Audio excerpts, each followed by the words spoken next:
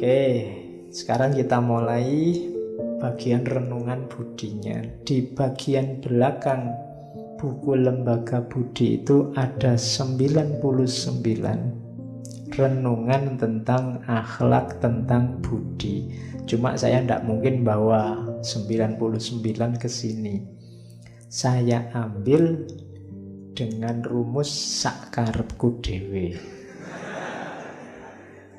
Ya, ini kan cuma untuk menarik kalian tadi. Kalau pengen tahu 99 apa saja, yuk baca sendiri.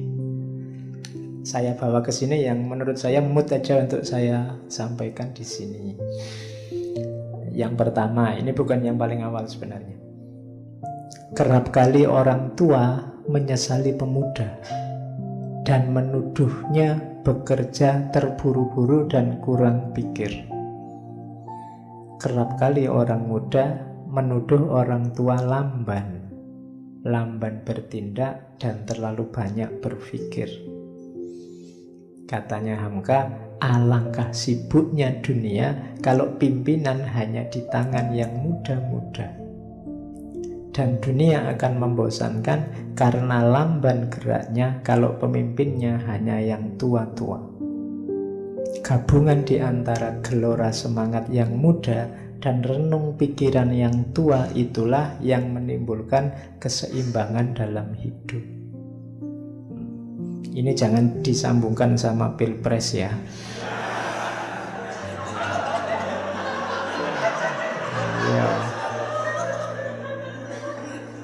Ya, itu sudah saya tebak. Kamu mesti menyambungkannya sama pilpres. Ya. Jadi ini sebenarnya Bangka mau ngomong hidup itu ya ada, kalau bahasa anak sekarang, ada ngegasnya, ada ngeremnya. Ya, kamu harus sadar kapan ngegas, kapan ngerem. Ngegas itu simbolnya yang muda-muda, ngerem itu simbolnya yang tua-tua. Kalau kamu ngegas terus, gawat hidupmu. Nanti ada apa-apa kamu tidak ngatasi, terus tabrakan. Atau yang penting-penting kelewatan. Kalau kamu ngerem terus, lah kapan maju nih? Kan gitu. Hidup ini ya perlu maju, tapi ya tidak gas terus-terusan. Kolo-kolo ya ngerem. Ngerem itu gunanya apa? Merenung, introspeksi. Apa ya sudah bener yang tak jalanin ini. Oh masih bener, jalan lagi. Sampai beberapa waktu dicek lagi, direm lagi, dievaluasi lagi. Jangan evaluasi terus, nanti tidak maju-maju. Nanti kamu punya organisasi, kita rapat ya tiap siang. Gawenane rapat, terus kerjane kapan? Nanti keputusan rapat siang ini adalah kita akan rapat lagi Jumat besoknya. Iya. Oh, keputusan rapat kok untuk rapat lagi itulah. Jadi, ya jangan ngerem terus lah. Kapan kerjanya, kapan jalannya. Ning ya jangan jalan terus. Kita butuh evaluasi, ngecek sudah sesuai jalurnya apa enggak. Jadi hidup ini kamu harus, meskipun kamu masih muda ya tetap harus ada ngeremnya. Jangan mentang-mentang masih muda ngegas terus. Atau kalau ada yang sudah tua ya jangan ngerem terus. Karena takut tabrakan saya Pak, tak rem terus. Ya tidak maju-maju, kamu hanya di garasi saja. Tidak keluar rumah itu namanya. Ya keluarlah, majulah, cuma jangan asal maju. Nah, itu nasihat pertama dari renungan budinya Hamka. Jadi hidupmu begitu, makanya umat Islam itu dalam setahun disuruh ngegas, waktu Ramadan ngerem. Jangan digas terus, ayo kita evaluasi. Makanya ngaji ini ya Ramadan libur lah, tidak apa-apa, waktunya ngerem.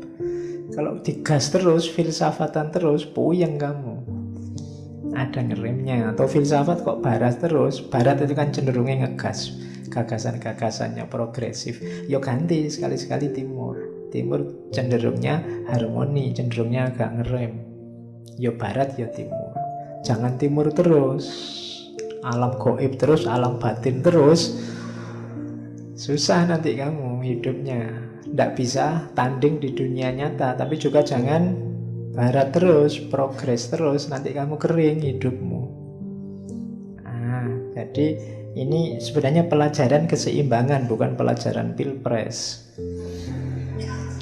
Ya, kamu kan sudah seneng. Wah, cocok jagoku Pak, mesti ngomong kamu. Iya, enggak. Oke, kan dua-duanya sudah kombinasi kalau menurut saya. Oke ya, pokoknya enggak usah dibawa ke sana.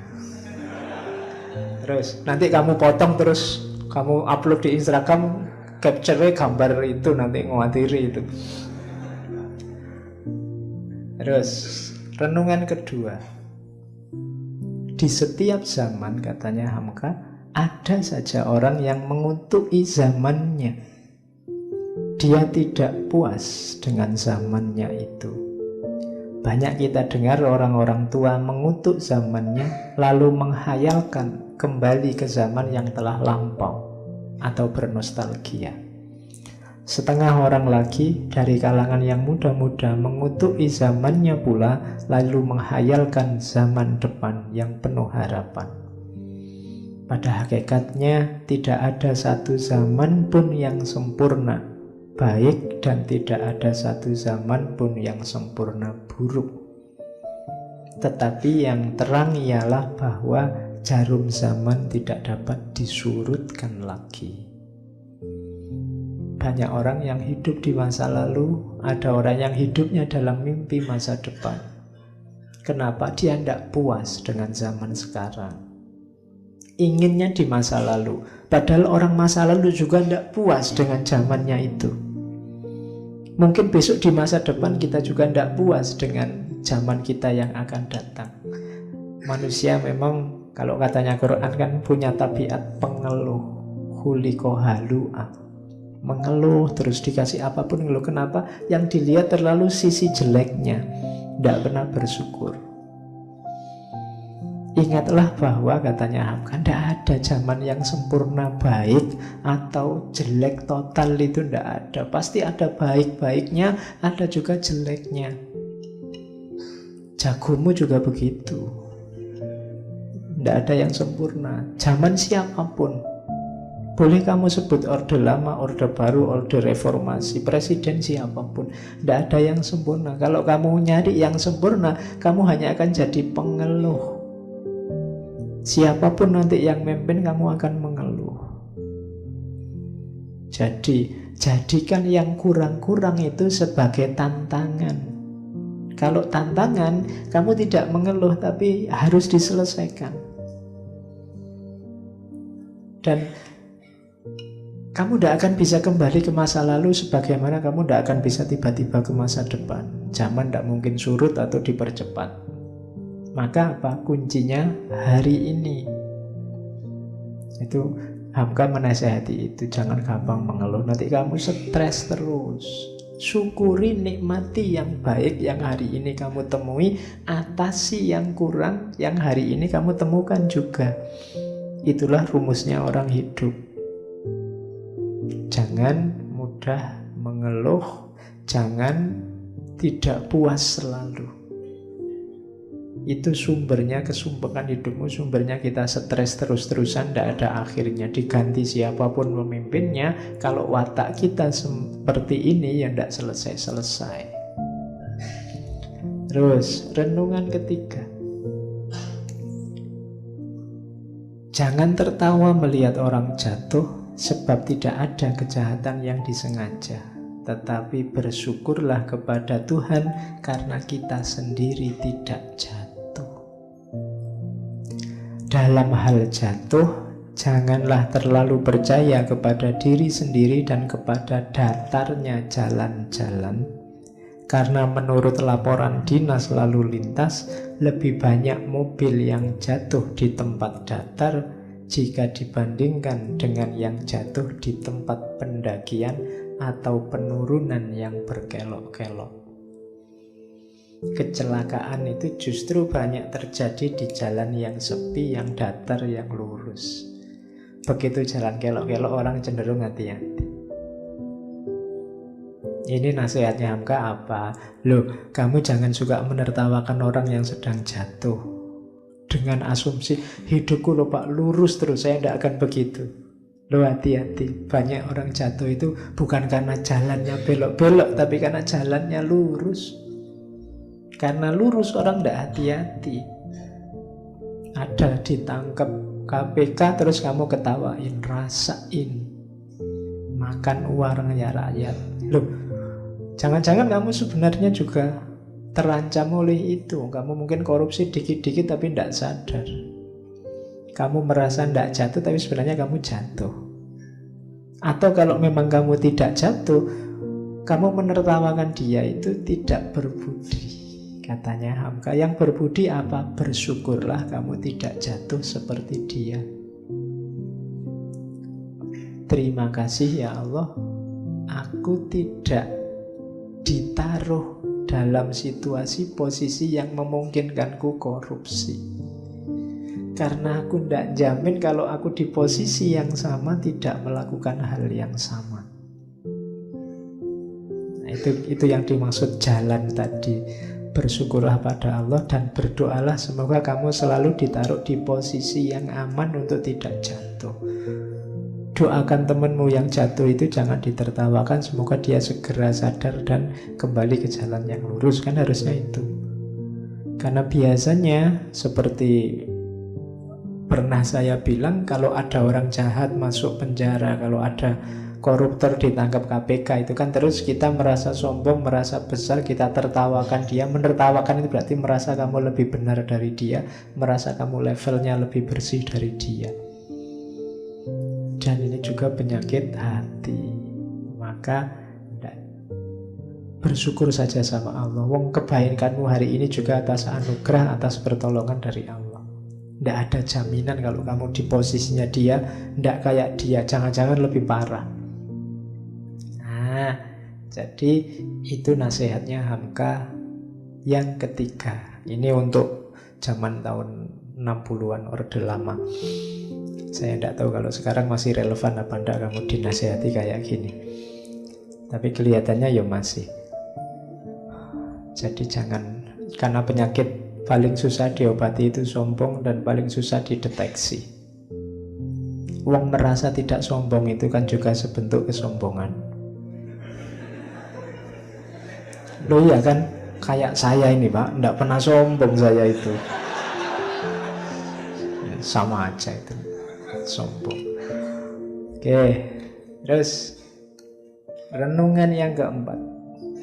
Ini penting untuk para guru, para ulama penceramah. Banyak guru agama yang gagal dan mengeluh karena kegagalannya. Pelajaran agama yang diberikannya tidak segera diterima oleh orang banyak. Salah satu sebabnya ialah dia mendahulukan nadhir daripada basyir, mendahulukan ancaman daripada bujukan, rayuan. Dia mendahulukan usron daripada yusron, mendahulukan yang sukar daripada yang mudah. Dia mengusir, bukan mengumpulkan. Kadang-kadang dia hendak membuat agama menurut kehendaknya, bukan menurut kehendak Tuhan. Dan setelah gagal, disalahkannya orang lain. Ini Hamka menyindir kita yang bergerak di dunia agama, yang suka menasehati, mungkin yang suka-suka juga ceramah, yang kemudian mengkritik masyarakatnya. Ini masyarakat gimana? Dikasih tahu kebaikan, dikasih tahu kebenaran kok nggak dijalankan. Sudah dimarah-marahi biar lurus kok nggak lurus-lurus. Sudah diceramai tiap hari kok nggak manut-manut. Katanya Hamka, jangan-jangan metode kita yang salah. Jangan-jangan kita lebih suka mengancam daripada merayu. Dan banyak kan sekarang yang isinya teriak-teriak, marah-marah. Hati-hati nanti kamu disate di neraka. Itu kan ngancam. Nah, iya. Kalau kamu kayak gitu, kamu sudah murtad, begitu kamu murtad halal darahmu, itu ngancam. Orang jadi ngeri. Saya ada pengalaman di kampung saya sendiri, ada masyarakat yang aslinya rajin ke masjid terus jadi males ke masjid. Kenapa? Alah, mesti dimarahi, mesti disindir-sindir, ya kan? Salah bacaan dimarahi, salah apa dikit disindir. Orang jadi males ke masjid. Ke masjid buat apa, nanti di sana juga dimarahi. Jadi kita mungkin salah metode, mengutamakan ancaman daripada basyir. Basyir itu kabar gembira, tenang aja, Allah Maha Pengampun, salah dikit-dikit ayo diperbaiki, nanti yang lama insya Allah diampuni oleh Allah. Itu kan Allah senang. Tidak apa-apa yang kemarin itu kan karena kita tidak tahu. Bagi yang tidak tahu, Allah mengampuni. Sekarang kita perbaiki, tidak harus galau, tidak apa-apa. Malah kalau sudah dosa, tobat dari nol lagi, kayak di pom bensin, aman kita. Yang lama-lama sudah hilang. Loh, kan itu orang jadi gembira. Daripada tiap hari diancam, disetrika lah, disate lah, diwas. Beratnya. Atau jangan-jangan kita mendahulukan yang susah-susah. Begitu didahulukan yang susah, orang juga males. Barang siapa ngajinya ndak fasih, Fatihahmu ndak sah. Kalau Fatihahmu ndak sah, sholatmu batal. Waladhdallin. Wes. Kalau membaca huruf dot itu susah wong desa. Ya kan? Ngalaihim itu gimana? Alaihim di dalam sini anunya. Susah wis, ilate wong Jawa disuruh gitu. Susah duluan, orang lari. Kita dulu kan yang usron, bukan yang yusron. Kok gitu terus kita ngeluh. Besok ndak ada yang ke masjid, kita marah-marah. Gimana masyarakat ini? Jangan-jangan metode kita yang salah. Kita bikin orang lari terus. Jadi kita membuat orang terusir. Yang ngusir ya kita sendiri. Tidak membuat orang berkumpul, tidak menarik.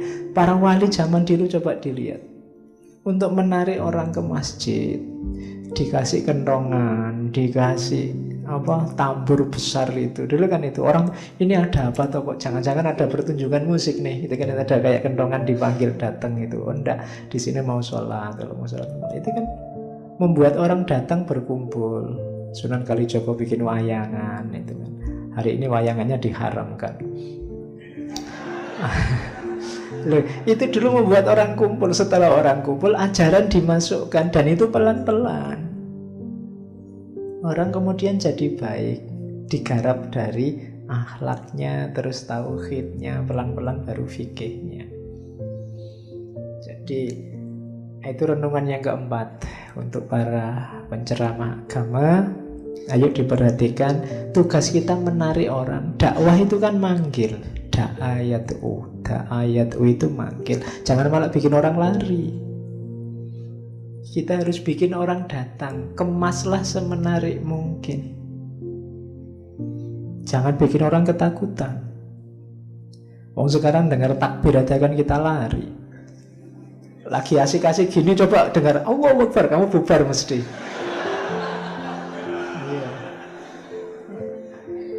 Bayanganmu mesti kerusuhan nih mesti. Ya. Jadi ayo kita beragama yang membuat orang mendekat, bukan membuat orang lari. Oke, itu nasihat Buya Hamka. Selanjutnya, terus nasihat kelima. Ini untuk intelektual, ilmuwan. Buya Hamka ngambil satu cerita tentang Imam Malik. Pernah ada orang bertanya pada Imam Malik, imam mazhab yang sangat terkenal, 20 masalah yang butuh penyelesaian secara ijtihad. Yang dapat dijawab waktu itu oleh Imam Malik cuma 3 masalah. Yang 17 masalah dijawab oleh Imam Malik dengan aku tidak tahu, saya belum tahu.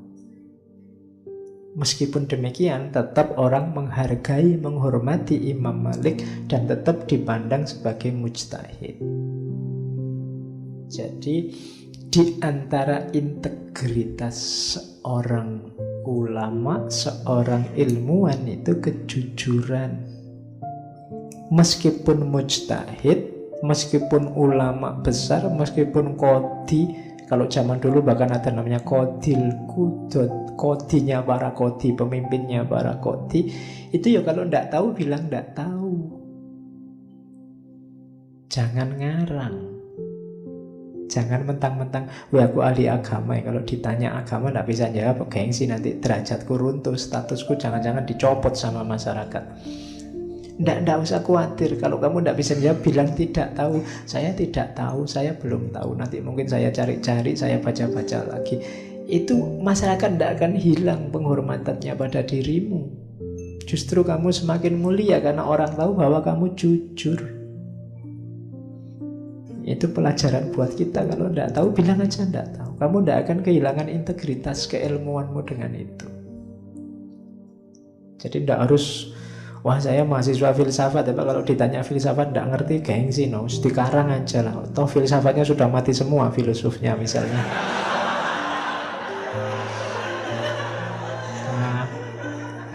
Tidak boleh gitu.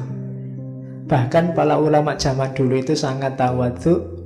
Ngomong apa saja kan selalu diakhiri wallahu alam bisawab. Wallahu alam bisawab itu dia mau bilang bahwa Allah yang tahu yang paling benar, dan ini hanya sekedar sejauh yang saya tahu, cuma sekedar ini.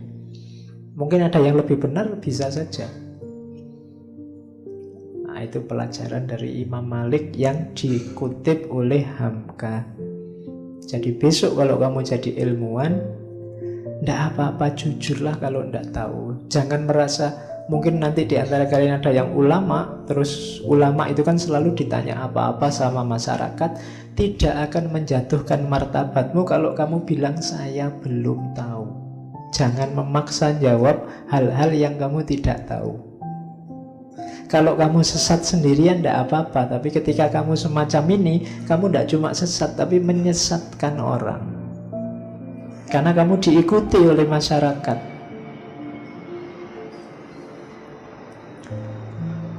Oke, jadi itu renungan kelima.